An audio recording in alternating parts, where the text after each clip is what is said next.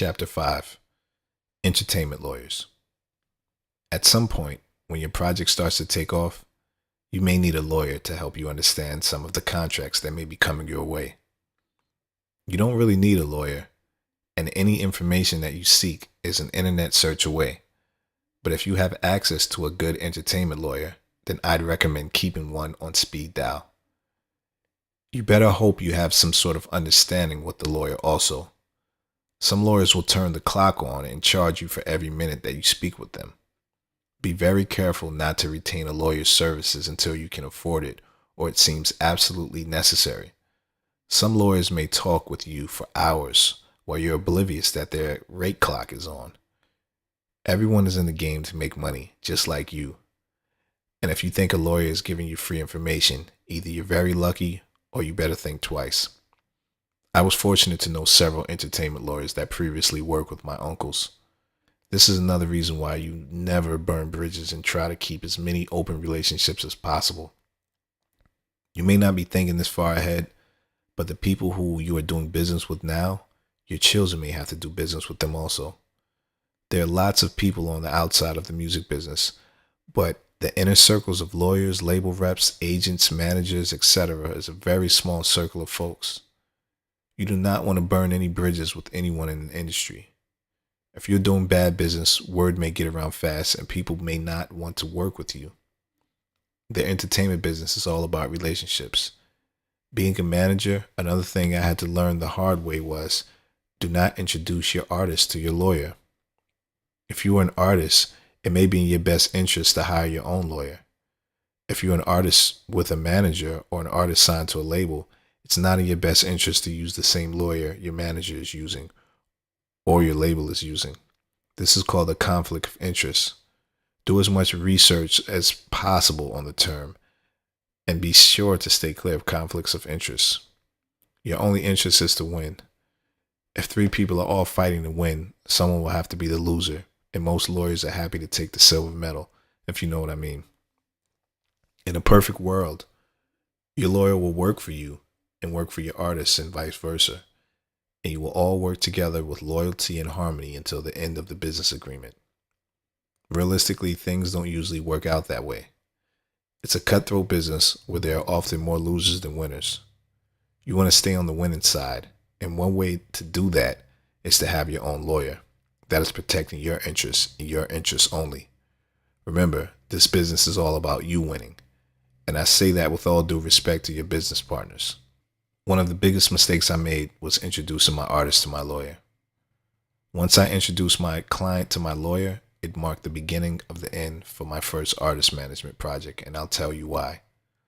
When my project started to take off and we started getting radio play, my lawyer started making suggestions to my artists. No one should be making any suggestions to your artist besides you as the manager.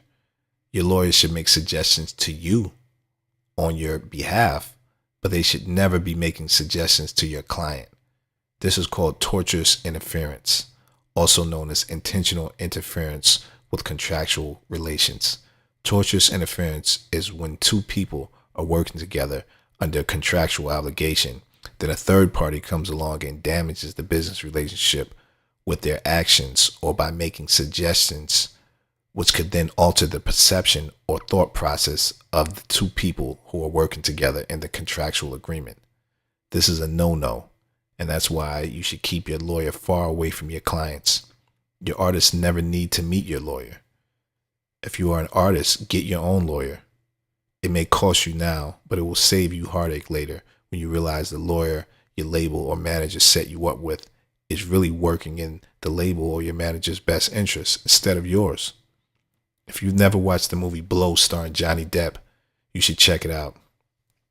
It's a true story and an excellent movie that shows a perfect example of tortious interference in business. The film shows what could happen when you reveal your lawyer or your connect to your client. In the movie, a man named George Jung was a cocaine dealer. He was buying all of his cocaine from a guy named Diego who worked for Pablo Escobar. Diego wanted to know how George was moving so much cocaine, but George never told Diego how. George knew a nightclub owner named Derek for real. Derek was able to move all of George's cocaine, which he got from Diego, but neither Diego nor Derek knew each other. George made the mistake of telling Diego that it was really Derek who was moving all the kilos of cocaine. Diego soon started working directly with Derek, and the two cut George out of the cocaine deals. Unfortunately, George couldn't sue either of them because they were all involved in the illegal drug trade. Fortunately, I was able to sue, and I won my case. If I could have avoided it all, I would have. Do not introduce your clients to your lawyer. Your personal lawyer should be like an imaginary friend that no one sees but you. People talk a good one when they need your help, but the minute they get to where they need to be, they will treat you like you never mattered. Sad to say, money is the root of all evil, and most people will stab their own mother in the back for the dream of millions of dollars and fame. Money shows people's true colors, and you never really know who someone is until they have a substantial amount of money. One minute you're looking at someone like a brother or sister, the next day they're your worst enemy. It's a really shady business. Protect yourself with the best contracts as possible. Make sure you are covered in every way possible and avoid conflicts of interest. Remember your goals from Chapter 1. Losing is not a part of this game I speak of. This book was made to teach you how to win, not to lose. I didn't get in this business to be ripped off, and neither should you. When you find a good lawyer, it is important that you tell him or her exactly what you want.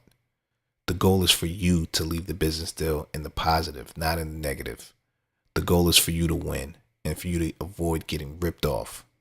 I made the mistake of only planning for the positive that I felt would eventually come due to the hard work that I invested. I never took the time to consider the negative aspects of what could possibly happen later on down the line. Plan for the negative and also be prepared for worst case scenarios. Most people will get so caught up in winning, they will totally disregard and forget the people who helped them get to the finish line.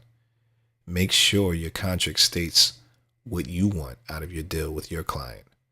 Again, it goes back to what I said in Chapter 1. Know what you want. Know why you are in the business. Set goals. Know your goals. Complete your goals and make sure you don't get ripped off. Don't be naive and always assume that people are out to get you. Never let your guard down. That doesn't mean you have to portray yourself in a defensive fashion. Just keep in mind, what can happen will happen. If you fail to plan, then you plan to fail. This may be some of the most important information that I share. Do not put yourself in a position to get ripped off. You will regret it deeply. This is probably one of the most important chapters in this book because if you get ripped off in the end of your project, it somewhat defeats the purpose and all of the other information in the book. I'm not in the business of getting ripped off, and I would hope you aren't either. People will justify ripping you off by saying things like, it's business, it's not personal. But that's nonsense if you ask me. It's always personal when you cannot feed your family due to someone being disloyal and running off with money that you are owed. I would hope that you wouldn't share your spouse with your business partners. Think of your lawyer the same way.